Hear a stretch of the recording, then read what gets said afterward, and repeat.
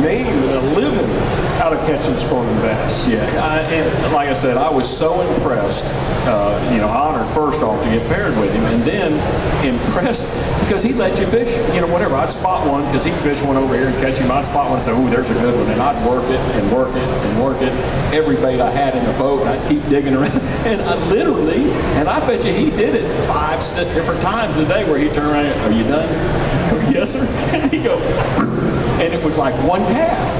And I just went, oh my gosh. And that's when you really realize the level that you go through. When I started fishing bass, I thought I knew something, and I didn't know a doggone thing. And I made the Classic my second year out, but it was probably more by luck and happenstance. But when you look at this, the talent right there, and I've learned in the hard school of knocks of being out there, but these are the guys that people that taught the world how to fish. And I mean, starting in the 70s, 80s, sight fishing. Guido made it where everybody knew about sight fishing. There was just a couple of us that did it, for a while. And thankfully, I learned from Guido, and then was able to take that and parlay that into a pretty doggone good career. I look at my 9 wins, and I think 8 of my 9 wins have been primarily sight fishing. I mean, I did some cranking. Well, Shaw, and I know what you're talking about because I've been in your place with the guy in the boat, knowing what he's doing there, and I just feel like an idiot. And the really good sight fishermen, like the two of you are, folks, they can pull up to a fish and look at him and tell you within 10 seconds or 15 seconds whether it's a catchable fish or not. And spot him, look at what he's doing, and possibly leave. Is this not right? Is it right? Well, that's absolutely right. If the fish doesn't run off, it's if that fish, when you first pull up there to her, the first cast is always the most important cast. And then after that, it's if the fish doesn't leave, I'm going to wear in at the end of the day. There's some of them, the great big fish, you can set them full with one for 2 hours and never make her bite. I've wasted way more time than the good time, and that's anybody that dedicates herself to, today I'm going to go side fishing and bed fishing. Sometimes they can be a hero or a zero. That's just the way it is. I got to tell you something. Guido will be happy with this, right? So we're coming in Arkansas, right, at Dardanelle, Arkansas. And Ricky comes up to me and said, "You'd be proud of me today." Right? Oh yeah. But see, here's the difference. These guys can figure out even the toughest ones to catch. The ones I know I can catch, and this has happened to me twice. When I run over there with the troll motor and they attack the troll motor, I know I can catch that fish. He comes in, he said, "Man, I had a good one. I saw it up on the deal," and he said, "I fished it and caught it." He went really, and that made my whole deal right there. Yeah, and there's some more. I threw Shaw on Lake Powell. Threw Shaw twice, and both times we were bed fishing, and I learned what little I know all from them because he never would teach me nothing, Guido wouldn't. But at Powell, really what amazed me about Shaw, and I finally started lying about it. He'd go, "Now you see that one there, don't you?" And I go, "Where?" He said, "Right there. See that little spot? And you see his little nose sticking out?" And I finally just lied. Yeah, I see him. And I still don't see. They can see these fish unbelievable. It's kind of like the good deer hunters. You don't look for the whole deer. Many times all they're seeing is the tail move, or a fin, or the nose sticking out, or a shadow. And it just amazed me how quick they can see these fish. And that's the whole key, is the ability to see what that fish is doing and how he reacts to your bait. Hey, you got him dead to rights when you can see his eye. I'm going to weigh him out. I think this is a very unique group of fishermen here. The 3 guys I had up here yesterday, every one of them had quit fishing after 10 or 11 years. I think Hank fished 12 years, Dan's fished 11, and Bobby maybe fished 11. You guys started about the same time they did, quite honestly, and it's still going strong. Of course, he looks like he's 27 years old. He's a kid over here. Now I get asked too much, and hey, Rick, when are you going to retire? And I always go, is Guido Hibdon still fishing? They said, yeah, I believe he is. I said, I ain't retiring until he does.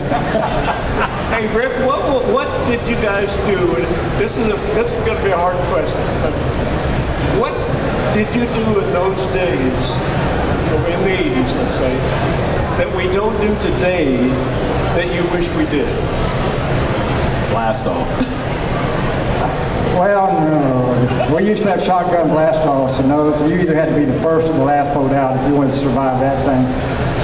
You know, and this is going to surprise people, and it's really a double-edged sword, but I do miss the pro-on-pro draw, because that's the only, I would have never fished with Shaw Grigsby if it hadn't been for that. I would have never fished with Denny Brower or Larry Nixon probably, you know, and I've never been in the boat with Kevin because we don't do that anymore.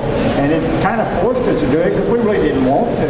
But I found out that a really good pro, we were scared to death back then. We had to draw another pro, and you had to share half the day with him, and you never knew the lies and where you were going to end up that day, and if you're going to be taking off your fish. But I learned real quick that drawing a good pro was never a bad draw. You know, they knew, they understood, they, you know, everything about it. You were probably going to have twice the opportunity to figure the fish out if neither one of you have, and you always learn something. And I never was in the boat with them that I did not learn something. So I do miss that part. That's exactly the same thing. When I look at it, and I got paired with Ricky twice, I don't know if I got paired with you twice or just once, but twice I got paired with Guido. And when I look at it, I've been paired with Klein a few times, Kevin a few times. When I look at those days, they're the most magical days that I've had in my life. I learned more from Guido on sight fishing in one day in the boat than I could in a lifetime on my own of trying to figure it out. I learned more from Rick. We went and did that deal on Powell, and he's a West Coast. I mean, he won all the U.S. Opens and all this stuff, and I had no idea we're in this deal. This is a funny story. We run down the lake. He goes hauling butt down, you know, Powell, and all of a sudden he cuts through this little hole in the wall. It opens up into a bay. He starts fishing, and he said, "Come on up here." So I'm up on the front with him, and he's letting me make the first cast. And he literally is. Every point come, he didn't mind me hitting it home. And what was funny is he looked down at his watch when he put his I think it was a 7-fish limit back then. He put his 7th fish, he looked in there and he goes, 43 minutes. I didn't think it was going to take me that long. And you know, and he did. He said, those are exact words, and he goes, and I had, you know how many I had at that time? I don't think I had a fish. I may have caught one, but I don't think I had a fish. And then we took off and we had to go way up like the bullfrog for me to catch my fish. But I learned more from him. I'm just like, oh my gosh. And that's the same thing with every one of them. And I do. That's what I miss the most, is being able to be paired with a Guido and a Ricky and those other guys. Well, Guido, what's tougher right now than it was back in the 80s? Well, everything is made, you know, thank God for Ricky Clunn and Nixon and Hank Parker and Shaw. And, you know, if you couldn't learn something from us, shame on you. You know, that's some of the biggest advantages anymore. Or, you know, I done a deal with the press yesterday, and they said, what is the biggest change that's come along? It's got to be electronics, you know. It's or one of the biggest, that's for sure. Boats, the motors that we run, they're perfect anymore. We got it made. But getting back to the subject on the draw deal, I would like to see some of the young ones, you know, that are out there that want to do it, have to do that very thing. Draw out and figure out how to go and catch fish and share fish with your partner. You know, it's they missed out on the good days. You know, these are good days too. Thank God for them. You know, I enjoy fishing as with a co-angler. You guys fish with a Marshall, you know, the elite. And can it get better than that? No. But I'm not real sure that it's be hard for Guido to learn something fishing with Guido. You know, that's, you know, you got to have another guy in the boat with you to learn something. So if Bass makes an announcement that you guys are going to start pairing I'll be out back. That would be cool. I'd love it to not be the elite series, but I'd love for a tour like that, or maybe a couple specialty tournaments where we got to do that. But you know how that would have affected y'all was that most of us fishermen were pretty selfish. We would have to kind of be forced to let knowledge go. Can you imagine if y'all could, if the cameras hadn't got on you guys, how long you could have bed fished without knowledge? The cameras nowadays have shared all that knowledge that we individually might not have wanted to share with you. That partner that we drew goes back home and tells his whole bass club what we were doing. So that was a great exchange of knowledge that I think would have nearly gone as fast into the masses, you know, if we were allowed to fish with a marshal or all those years, or if we never would have had cameras on us.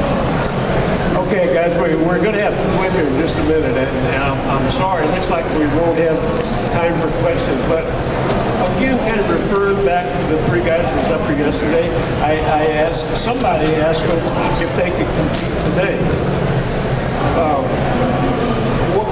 Before I tell you what my answer was to that, do you think those three guys, we're talking about Bobby Murray and Bill Dance and Hank Parker, could they compete today? No, I think they're all used up. I want to write that down here real quick. It's the only thing that'll get showed in this whole deal. You know that's a half truth, really, and I agree with him in some respects.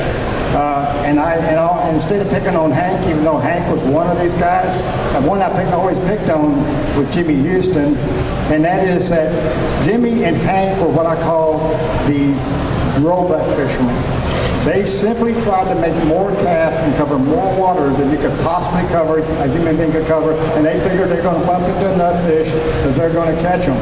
And I always used to kid Jimmy. I'd look at Chris Houston, because Chris, his wife, Jimmy worked hard physically, but his wife worked just as hard mentally. And without her, Jimmy, I said, you wouldn't be worth a flip.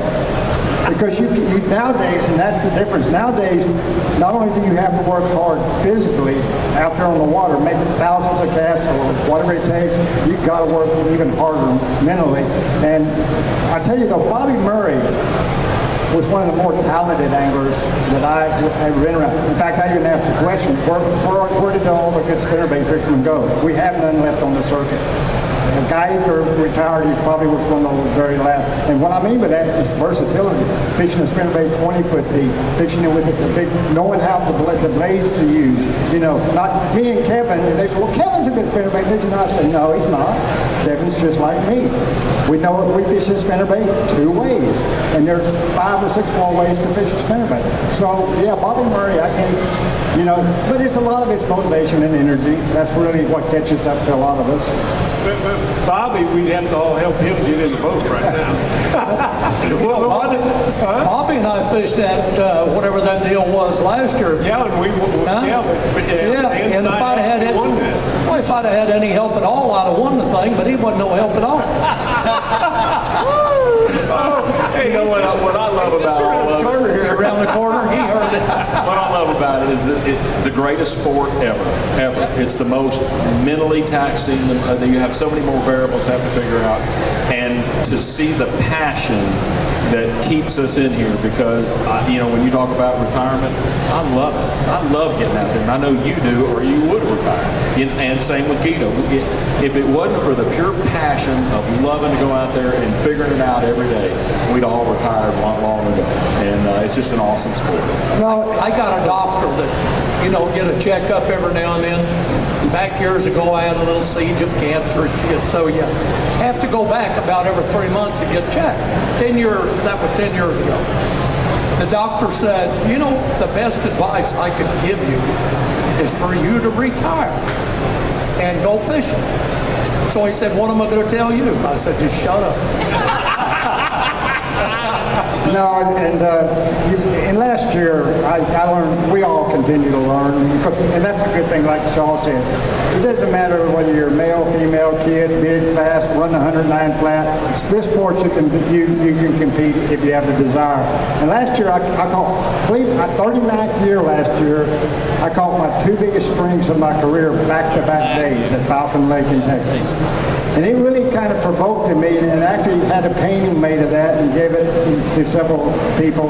But never forget what I actually wrote on the bottom of that painting, and that's why he still does it, and why he still does it, and why I still do it, is never, no matter how old you are, never allow yourself to believe that all your best moments are in the past. And we tend to do that when we get older. We start to think all of our best moments in the past, and Falcon showed me they weren't. Amen. Now, so never forget that, and that's the beauty of fishing. Never set a goal. If you set a goal and you reach it, you're done. What do you do then? I've never set a goal in my life other than try to beat him. Well, I tell you what, I promised these guys we'd let them go in 30 minutes, so we'll do this. But I do have to say, appreciate their time, and I'm sure that in the last 5 years, last 20 years, those of you who do a lot of bass fishing are better fishermen now than you were at that time. And it's most important, guys, that I can say about them is that they've all 3 done it the right way. They are truly great guys, and you should be proud of them, okay? Thank you.